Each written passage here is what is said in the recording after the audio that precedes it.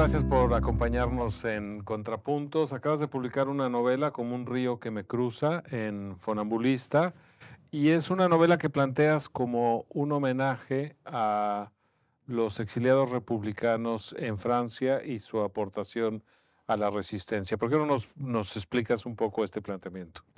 Gracias por la invitación. Efectivamente, esta es una novela que es de alguna manera un homenaje al exilio republicano y a la contribución de ese exilio a la resistencia en Francia, que es una historia bastante desconocida, pero también, aunque no se menciona en la solapa, a la contribución de los inmigrantes españoles a esa lucha contra la resistencia, que eso es aún más desconocido, ¿no? Y la génesis de la novela viene de... Bueno, yo soy diplomático de profesión y estuve destinado en Lyon, en Francia, como cónsul general entre 2019 y 2024, de verano de 2019 a verano de 2024. Y nada más llegar a Lyon empecé a recibir invitaciones de asociaciones que preservaban la memoria de la resistencia en Francia, y eran invitaciones para pequeños actos conmemorativos, sobre todo de maquis rurales por todo el territorio. La demarcación que yo tenía en el consulado era toda la región central de Auvergne-Rhône-Alpes en Francia, y luego 2 departamentos de la Borgoña, ¿no? Fui a las primeras invitaciones y vi que eran, pues eso, pequeños maquis que habían luchado en zonas del interior, en zonas rurales de Francia. A veces habían protagonizado gestas bastante importantes dentro de la resistencia, o habían incluso liberado ciudades, caso por ejemplo en mi zona de Annecy o de Montélimar, que fueron maquis españoles quienes lo hicieron, ¿no? Y lo que vi es que había muchos españoles en esos maquis, ¿no? Era la razón por la que te invitaban. Era la razón Como por la que me cónsul de invitaban. Lyon. Siempre había una conexión española. Claro. Y lo que empecé a ver es que esa conexión no era testimonial, no era una persona suelta, era mucha gente. De hecho, hubo maquis en toda Francia, pero en esa zona donde yo estaba, que fueron fundados por españoles. Los primeros que los iniciaron fueron españoles. Entonces eso me intrigó porque, claro, yo tenía asimilado un poco el exilio español por supuesto, a los campos de concentración del sur de Francia y a Toulouse, ¿no? A la que se llamó siempre la capital del exilio. Y últimamente se ha dado a conocer, pues, la participación de exiliados republicanos españoles en el marco del ejército de la Francia Libre en la liberación de París, la famosa... Los tanques. Eso es, la 9. Pero yo no los tenía situados en esta zona, ¿no? Con lo cual empecé a interesarme por el tema. Por supuesto, seguí asistiendo a todos estos actos, que fueron muchísimos, hablando con los descendientes de estos exiliados españoles que estaban allí, con los descendientes de sus camaradas franceses, que era muy interesante también hablar con ellos, la visión francesa de sus camaradas, y a investigar el tema, ¿no? Y entonces encontré la razón por la cual había esa enorme presencia de españoles. Y la razón, resumidamente, es que cuando llegan en 2 semanas apenas a la caída de Cataluña, que son las 2 semanas, la última semana de enero y la primera semana de febrero de 1939, la famosa retirada, entra medio millón de personas huyendo de las tropas de Franco, entran en Francia, y son los que van a los famosos campos, ¿no? Sí. Bueno, de ahí toda una parte, mujeres y niños civiles los desperdigan por otros sitios, los franceses van presionando para que vuelvan, y efectivamente en el curso de un año unos 300 y pico mil personas ya han vuelto a España, pero hay unos 150.000, a otras cifras dan 180.000, que se quedan y que permanecen en los campos, y el gobierno francés sigue presionándoles, y la opción que les da es unirse al ejército francés, cosa a la que muchos de ellos eran muy reticentes, eran bastante antimilitaristas, sobre todo los anarquistas. Y al final los franceses lo que diseñan es un sistema al que llaman un sistema de trabajo forzados, al que llaman compañías de trabajadores extranjeros. Y les obligan a entrar en esas compañías de trabajadores extranjeros. Y esas compañías las desperdigan por toda Francia. Era la única opción para dejar los campos de concentración. Era la única opción para dejar los campos de concentración.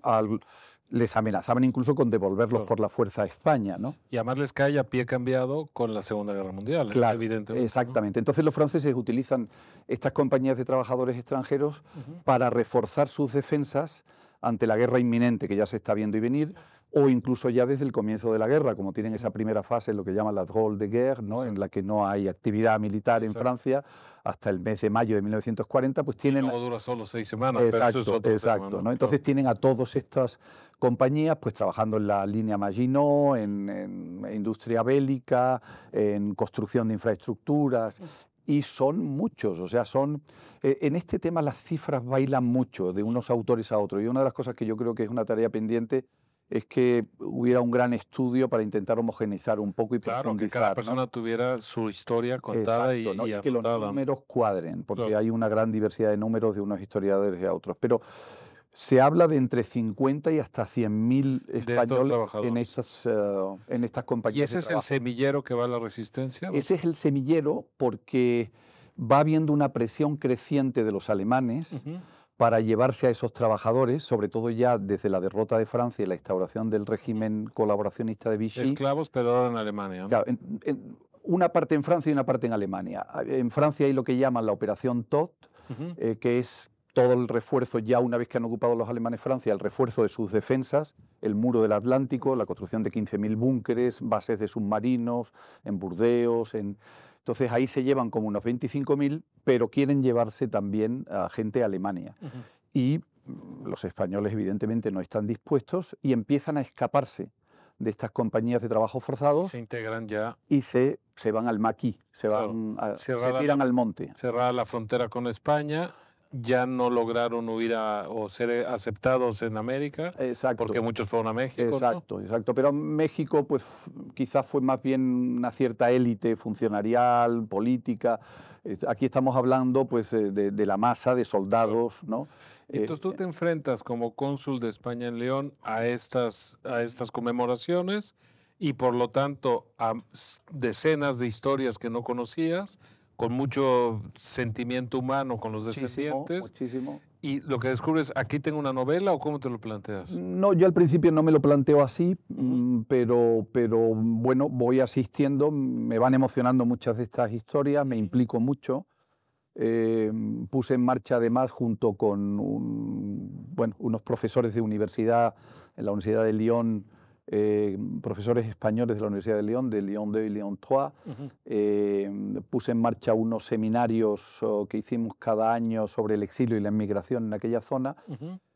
Y bueno, poco a poco me voy implicando cada vez más. Pero quizás el detonante es algo que me pasó y que de alguna forma se refleja en una escena de la novela, aunque no fue exactamente así, ¿no? Fue en uno de esos actos a los que me invitaron, me dijeron que tenían particular interés en que yo fuera porque era un español que había muerto en un maquis en el sur de mi demarcación, y habían conseguido localizar a la familia en España, eran unos sobrinos nietos, ¿no? Entonces iban a hacer un homenaje en presencia de la familia y la familia traía por primera vez pues una foto que había guardado su padre de él y la ponían hay una mención colateral. Eso es, ¿no? Hay una cosa parecida, ¿no? Así es. Y aquello me pareció muy emocionante, la ceremonia fue muy emocionante. Claro. Pero cuando acabó la ceremonia y yo estaba saliendo, un señor francés, que estaba además en una silla de ruedas, me llamó y me dijo: yo soy hijo de un compañero de esta persona, y me vino a decir un poco lo que hay en un pasaje de la novela. La historia no es exactamente así.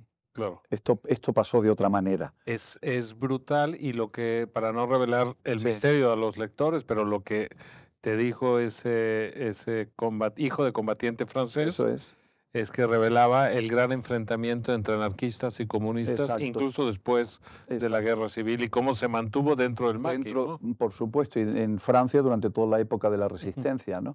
Entonces aquella historia me impactó mucho y ahí sí yo dije: uy, esto es una historia, realmente una historia para contarla, ¿no? Y luego tuve una conversación un día con un alto responsable francés de una sección del Ministerio de Defensa que se dedica a esto, que es la Oficina de Antiguos Combatientes y Víctimas de Guerra, ¿no? Y yo siempre les insistía mucho en que había que abrir los archivos, porque muchos de los investigadores se quejan siempre de que los archivos no están abiertos, es difícil acceder a determinadas informaciones, etc. Y él me dijo una vez: algún día habrá que abrirlos, pero a lo mejor el día que se abran no os va a gustar ni a vosotros ni a nosotros lo que va a aparecer. Y tiene que ver con la trama de la Y novela. tiene que por ver con la supuesto. trama de la novela, ¿no? Con esas luchas intestinas y Claro. con muchas cosas muy feas. Que habían que pasado pasaron. también en la guerra civil, Exacto. porque la lucha o el enfrentamiento entre anarquistas y comunistas marca toda la retaguardia republicana. Los hechos de Telefónica en Barcelona Ujú. en el 37 son ese Son ese enfrentamiento enfrentamiento. que cuenta Orwell en homenaje a Cataluña, por ejemplo, ¿no? Exacto. Y un poco está en esa línea, ¿no? Exacto. Y al mismo tiempo, en mis lecturas normales, que ya no, en fin, no ligadas a esta historia de Francia, descubro la figura de Cipriano Mera, que yo confieso que desconocía absolutamente, ¿no? En fin, de los anarquistas de la guerra, pues recordaba a los que habían participado en el gobierno, ¿no? Juan García Oliver, Federica Montseny, pero no tenía... Bueno, Ruti, por supuesto, Eso, ¿no? pero no tenía en el radar a Cipriano Mera. Y leí sus memorias, leí sobre él y la verdad es que me pareció un personaje fascinante. Al que llamaban el viejo porque tenía 40 años, ¿no? Exacto, Sí, porque el resto tenían todo 20 años, ¿no? exacto. En fin, todo esto fue un conjunto y luego también me impresionó mucho la dimensión de todo esto en Francia y lo desconocido que era, ¿no? Claro. No era, como dijo alguien, ¿no? Un puñado de gente, eran muchos miles de personas. Claro, uno de los motores, porque además la resistencia en los primeros años no fue para nada numerosa Exacto. y había No. una fuerte presencia española. Exacto. Las cifras que se barajan, con oscilaciones, como decía, de guerrilleros, gente en el maquis rural españoles, dan hasta 14.000 en vísperas de la liberación, en el mes de mayo de 1944. 14.000 es mucha gente cuando se tiene en cuenta que los franceses cifraron lo que llamaron las fuerzas francesas del interior, que era toda la amalgama de la resistencia dentro de Francia, en 160.000 personas. Claro. Pero es que a eso hay que unir toda la resistencia urbana, no rural, que esa sí se alimentó sobre todo de inmigrantes españoles, ¿no? Claro. Yo he leído, por ejemplo, que hay unos libros estupendos de una periodista española, hispano-francesa, se llama Evelyn Mesquida, que tiene un libro magnífico sobre la 9 y tiene otro libro muy bonito que se llama Y ahora volved a vuestras casas, que es la frase que por lo visto les dijo De Gaulle cuando les agradeció los servicios prestados.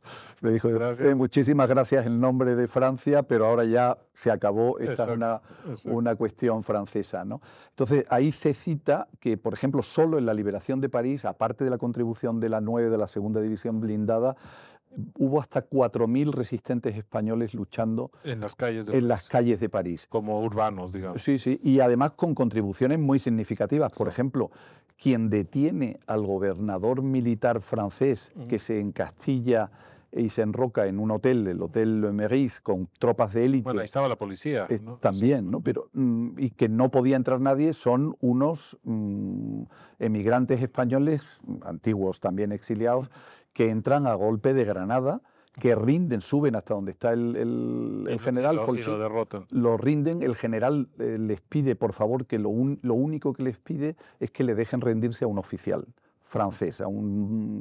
Entonces estos españoles van a buscar a un teniente coronel de la Horie, que recibe la rendición del general alemán. No conocía la historia, pero habla del peso del peso que tiene, ¿no? Y liberan española, varios españoles. Eustaquio Pino, que es un señor extremeño, libera Aubervilliers, que es una población de los suburbios de París. En fin, hay muchos actos significativos, ¿no? Con la cifra que das de 160.000 resistentes, sin olvidar lo que decía Malraux de los resistentes del mes de agosto, ¿no? Sí. Los que se sumaron en tromba cuando vieron que iban a ganar los aliados, pero que en realidad la cifra era probablemente menor, ¿no? Sí. Volvamos a la novela. Entonces, con esta historia, el descubrimiento de esta intriga al interior de la resistencia o lucha entre comunistas y anarquistas y la fascinación por el personaje de Cipriano, te das cuenta que tienes ahí sí el para material. una novela, sí. Claro. ¿Y por qué la estructuras en dos? Porque la novela está dividida en la historia de Rafael, este miliciano, que simboliza un poco a todos estos, a las órdenes de Cipriano Mera, que va acompañando la trama de la novela, junto con un cónsul en Lyon, que cansado de su trabajo hace algunos descubrimientos, ¿no? Exacto. Es las dos historias, ¿no? Exacto. Son dos historias que había que contar la historia de Rafael y me parecía que podía ser interesante que la contara este otro personaje. y al mismo tiempo este otro personaje me servía para rendir homenaje también a la emigración, a la que yo creo que olvidamos, ¿no? Además, cuando pensamos en emigración en Francia, pensamos siempre en la emigración en la última oleada de los años 60 o 70, y la inmigración española en Francia es un fenómeno muy anterior, que comienza a finales del siglo XIX, ¿no? Que tiene un momento además muy importante en la Primera Guerra Mundial. En la Primera Guerra Mundial, claro, no hay mano de obra en Francia, están todos en el frente, no pueden acudir a otras fuentes, entre comillas, habituales. Están tomados, Y porque además están en guerra también, los italianos también están participando, belgas, polacos. Entonces, la única, digamos, fuente posible son los españoles.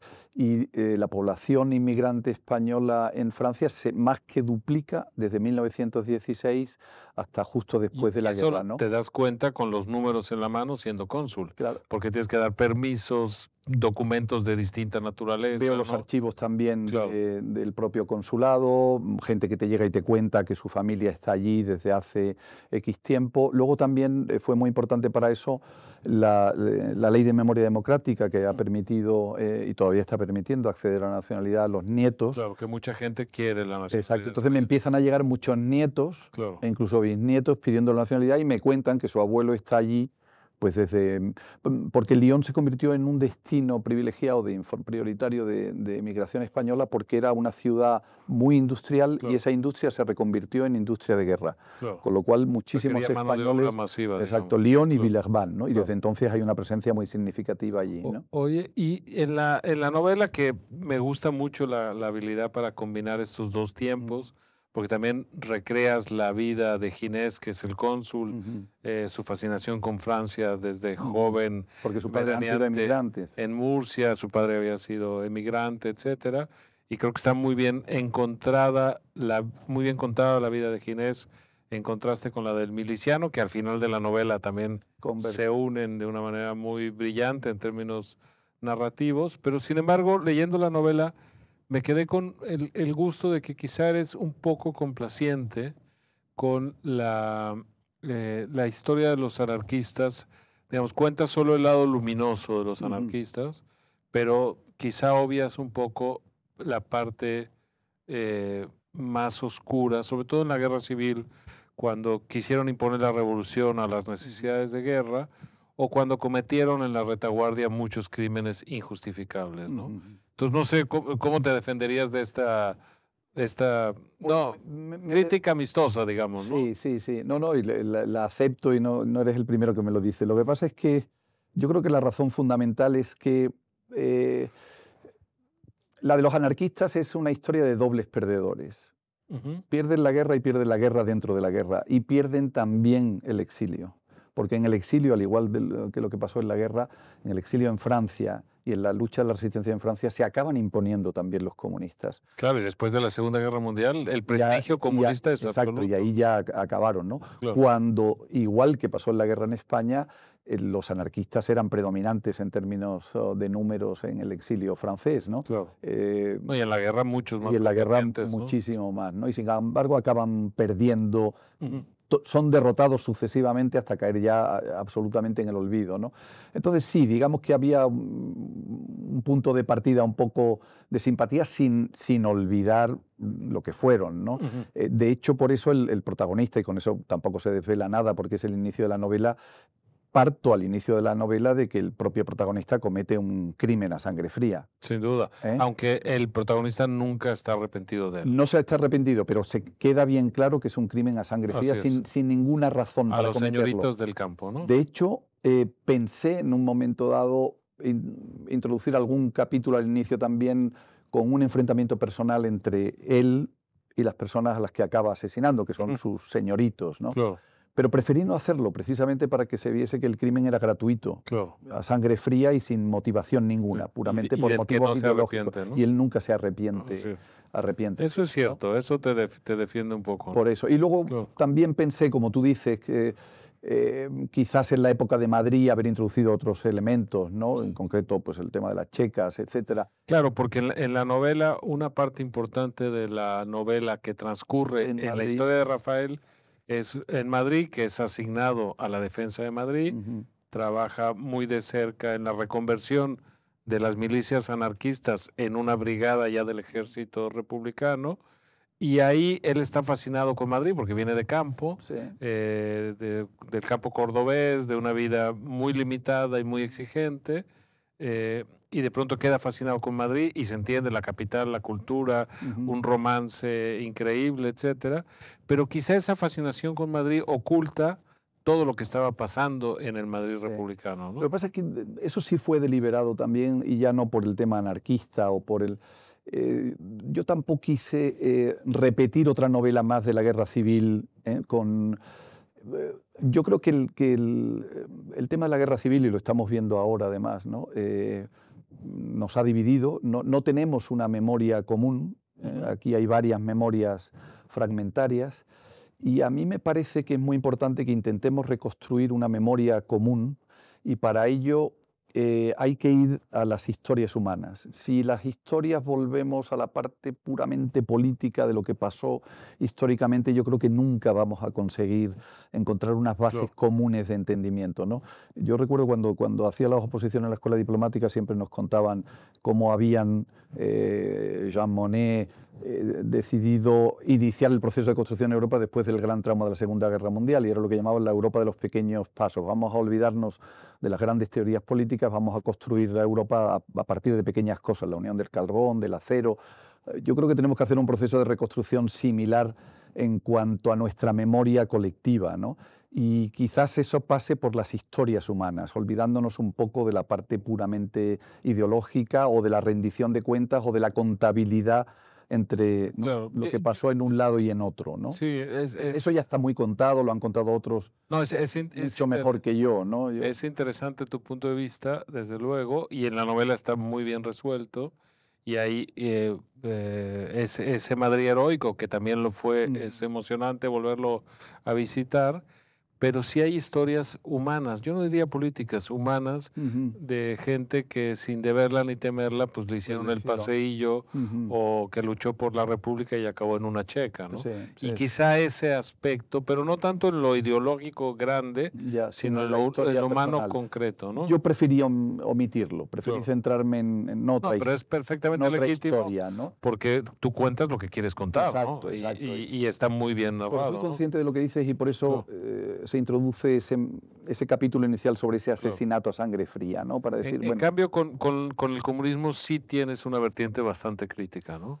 No soy yo, es el personaje. El personaje, claro, es lo que él está viviendo. Yo no es una opinión personal mía. Yo quiero reflejar el punto de vista anarquista sobre lo que fue todo aquello. Bueno, pues lo consigues. Yo creo que los comunistas ya han tenido muchos cantores, y los anarquistas yo creo que no han tenido prácticamente ninguno, ¿no? Enzensberger, quizás, ¿no? Bueno, quizás, ¿no? Pero, por ejemplo, pues ya tienes a Almudena Grandes, que te canta pues, ¿no?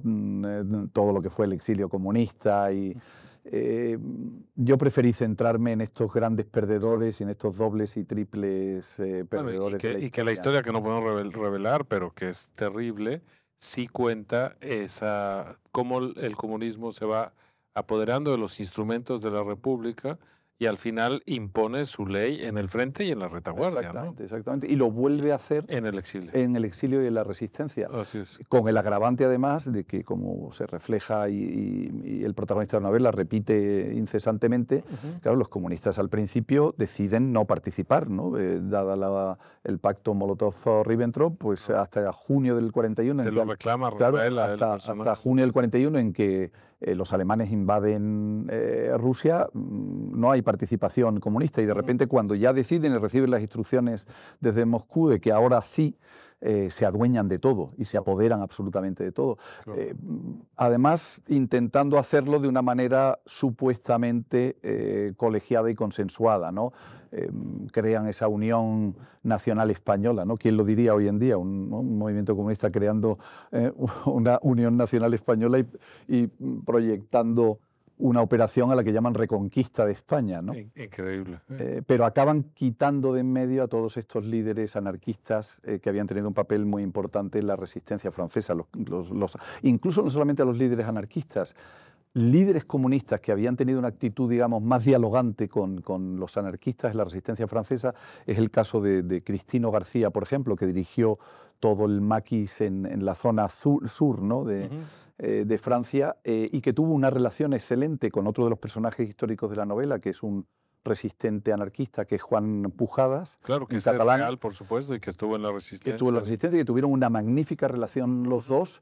Cristino García, cuando llega el momento de la operación del Valle de Arán, es apartado Claro. del mando, porque se Les consideraba parecía demasiado complaciente, exactamente ¿no? un hombre Claro, poco fiable y no había seguido claro. las Una, instrucciones una, a una rajatabla. pregunta, en esta novela dejas en cierto sentido el tono fársico que es el fuerte de tu narrativa anterior, ¿no?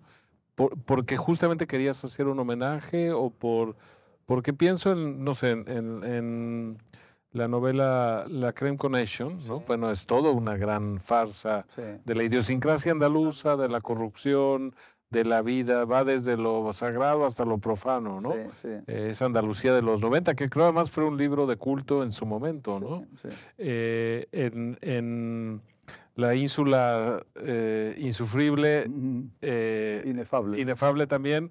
Bueno, También insufrible. sí, también. Desde otro punto de Hay, vista. hay un tono de humor también con muchos incidentes sexuales y en otro tema, ¿no? Y en cambio en esta dejas esa, ¿no? Sí, cuando empecé a escribir esta novela, ¿Sí notas el cambio de tono o no? sí, yo empecé a escribirla y mi planteamiento inicial era la historia de Rafael contarla no en tono de humor, sino... Ujú. Y sin embargo la historia de Ginés sí hacerla en tono de humor. Y así empecé, ¿no? Manteniendo un poco el tono, como tú dices, De tus libros de los anteriores. libros anteriores, paródicos. Pero me di cuenta al cabo de un tiempo que aquello no funcionaba. El contraste no funcionaba y los dos tonos no cuadraban. Entonces la aparqué, la tuve durante más de un año en un cajón. Y cuando la retomé, de manera natural reescribí los capítulos de la historia de Ginés en el mismo tono de los capítulos de la historia de Rafael, porque vi que no cuadraba con el tema. Era un Claro. tema, no lo sé, muy emocional, era difícil meterle el mismo tipo de humor que yo había tenido hasta el momento, Bueno, ¿no? y lo que sufre Ginés es lo peor que le puede pasar a un ser humano, Claro. y ahí ya se escapaba cualquier posibilidad Exacto, de exacto, parodia, ¿no? ¿no? Con O lo sea, cual, no, ese no era el camino. claro. Y no fue, como te digo, un propósito deliberado antes de empezar a escribir, sino que Siempre, en cierto sentido, has reconvertido temas de tu vida profesional o de tus intereses intelectuales en ficción, ¿no? Quizá el más polémico sea el libro de Cuba, en cuya primera página dices que no es Cuba, ¿no? ¿Cómo es? sigo diciendo que no es No, Cuba. por supuesto. Solo es una isla en el Caribe dominada por los comunistas. Exacto. Este, Como puede haber muchas. exacto. En ese caso, tú estuviste como diplomático Yo en la estuve como isla, ¿no? diplomático, estuve como segundo de la embajada. Y siempre me ha intrigado por qué sigue habiendo gente viendo el fracaso sistémico, económico, político y moral de la isla que defiende esa circunstancia. ¿Tú tendrías una respuesta? No tengo ninguna respuesta, es uno de los grandes misterios de la humanidad, no consigo entenderlo.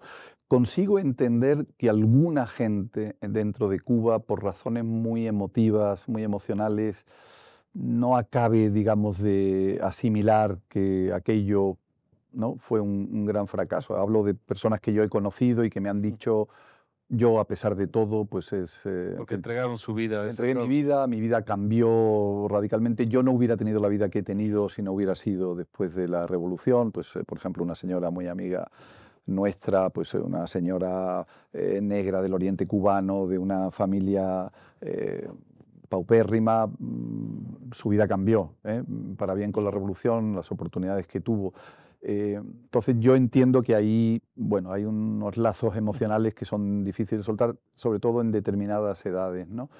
Pero desde luego fuera gente que no es de la isla, que no lo ha vivido y que sigue teniendo esa visión, es absolutamente incomprensible, la verdad. Sí, Totalmente porque la incomprensible. sensación de destrucción Absoluta. incluso de degradación moral de una sociedad, ¿no? Total, ¿no? Y de ver cómo, pues eso, como todo el mundo pues huye, ¿no? Así es. Y cómo se han destrozado tantas vidas, ¿no? Es una cosa que... y se continúan Y destrozando, son ¿no? 65 años y parece que no cambiara nada. Y ahí siguen, ¿no? Cuando Claro. yo estuve allí hace ya ¿En qué años te tocó unos estar? años, yo estuve allí entre el año 2007 y 2009.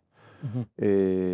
Bueno, ya parecía que íbamos a tener la transición cubana de manera inminente. Así es. Yo creo que esa sensación la hemos tenido todos los diplomáticos claro. que hemos llegado allí desde hace 30 años. El libro de Oppenheimer se llama La hora final de Castro. Exacto, ¿no? Entonces, y aquello sigue allí, ¿no? Y bueno, al final no me resistí a hacer algo, pero ahí sí, en ese tono paródico y distanciándome un poco. Sí, por diplomático era más complicado. Yo no quería meterme en temas de más profundidad, ¿no? Y la idea es curiosa, la idea de esa novela me la dio un libro de este historiador británico de Garton Ash, que se llama The File, El Expediente, y es un libro en el que él cuenta cuando acaba su carrera de historiador, consigue que le autoricen a ir a la Alemania Oriental a hacer un trabajo de investigación, ¿no? Por un acuerdo del gobierno británico y el gobierno de la República Democrática Alemana. Y él está viviendo, no sé si un año y pico allí, y llega un momento en que lo expulsan, y él no sabe por qué lo están expulsando, ¿no? Al cabo de los años, cuando cae el muro de Berlín, él se abren los expedientes y los archivos de la Stasi, él decide volver y reclamar su expediente. Entonces reclama su expediente y descubre que lo espiaban. Y descubre no solamente que lo espiaban, sino, en fin, todo lo que pasó durante su estancia allí. Y se lleva sorpresas de doble signo. Gente de la que no se esperaba, pues encuentra que sí, que estaban... Y otros de los que él sospechaba, pues encuentra que no. Se habían portado bien. Sí, digamos, que no. Pero ni corto ni perezoso no se queda ahí, sino que se va a visitarlos a todos. Y quiere hablar con todos ellos.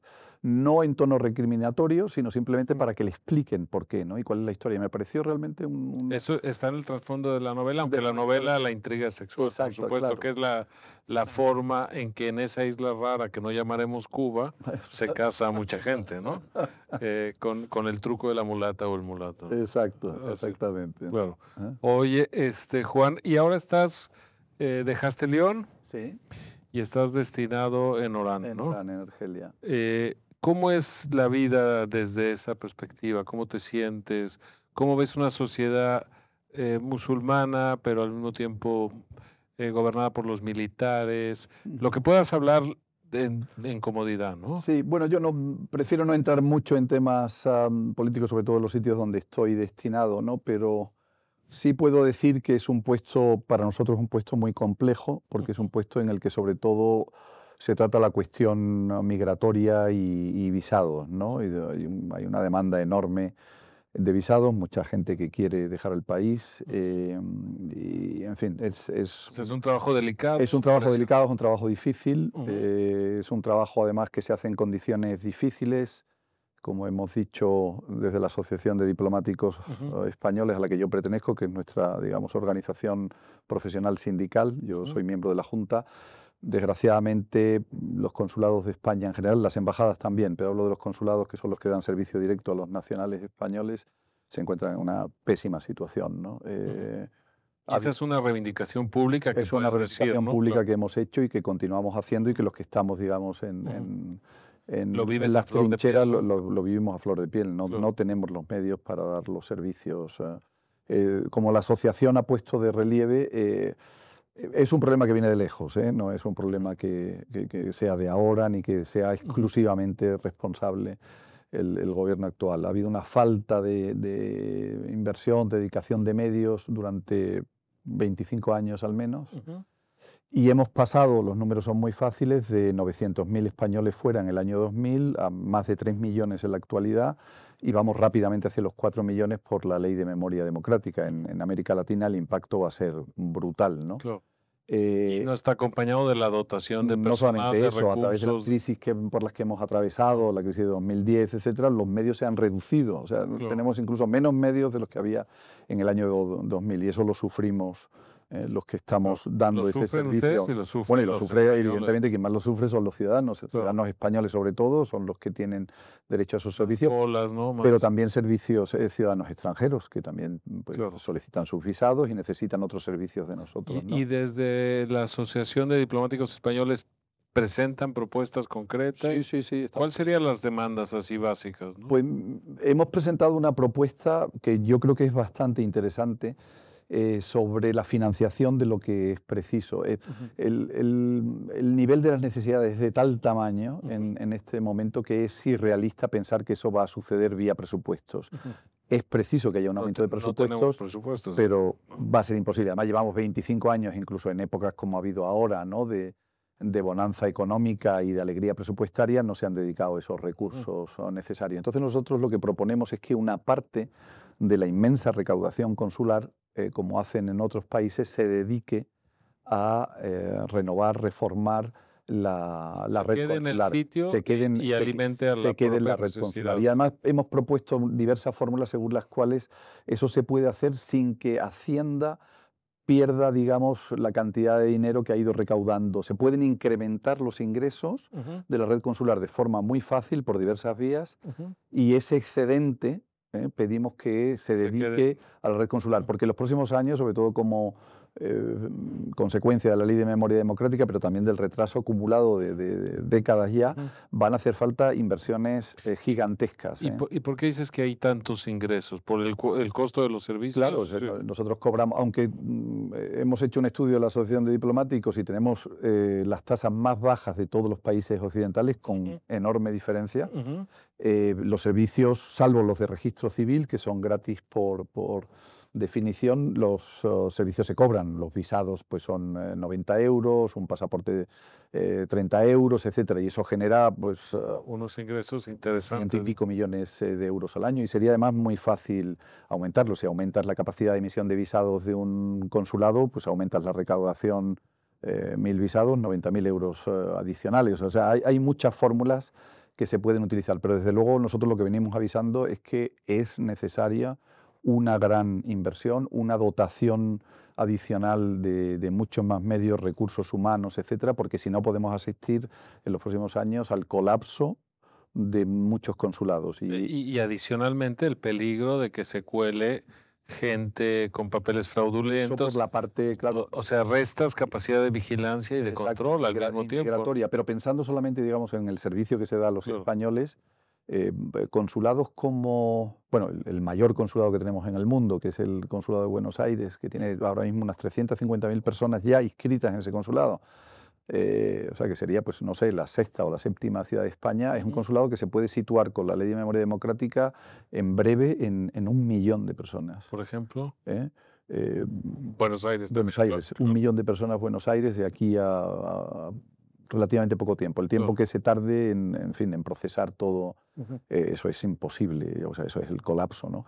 Y sin llegar a ese nivel, muchos otros consulados en América Latina. Sí, la Ciudad de México. La Ciudad de México va a tener también grande, ¿no? un aumento brutal. Entonces, eso no se arregla. Hay un plan de digitalización que está muy bien y que va a ayudar, pero no va a resolver los problemas. Hacen falta nuevos edificios, hace falta más personal, hacen falta muchos recursos más, ¿no? Claro. ¿Te parece que volvamos un momento a la novela? Porque me quedé pensando en ese Madrid de la resistencia heroico y también en una etapa que cuentas de la novela que es fascinante pero compleja, y es cuando las autoridades de la República se dan cuenta que van a perder la guerra y hay dos bandos, los que deciden resistir a cualquier precio, que son un poco los que encabeza Negrín y los comunistas, y los que dicen, bueno, es el momento de buscar la paz más beneficiosa para la causa republicana, ¿no?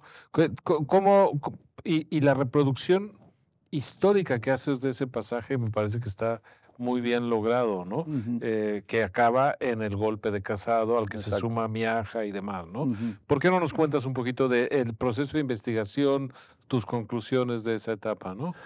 Bueno, al documentarme sobre la novela y al haber decidido tener a Cipriano Mera como eje, ese episodio era inevitable, porque claro, es un momento también crucial, porque Cipriano Mera apoya ese golpe y además se lo pide Casado y se lo pide Miaja. Cipriano Mera era un hombre que tenía pues, un gran prestigio y un gran prestigio gran popular, orador, ¿no? Gran orador, con lo cual le piden que apoye y él no tiene la menor duda de qué es lo que hay desde el inicio. Lo que pasa es que es curioso porque, aunque eso no lo reflejo en la novela de nuevo, porque tampoco quería hacer una novela de tesis, Cipriano Mera tiene un punto de vista parcialmente disidente, muy interesante.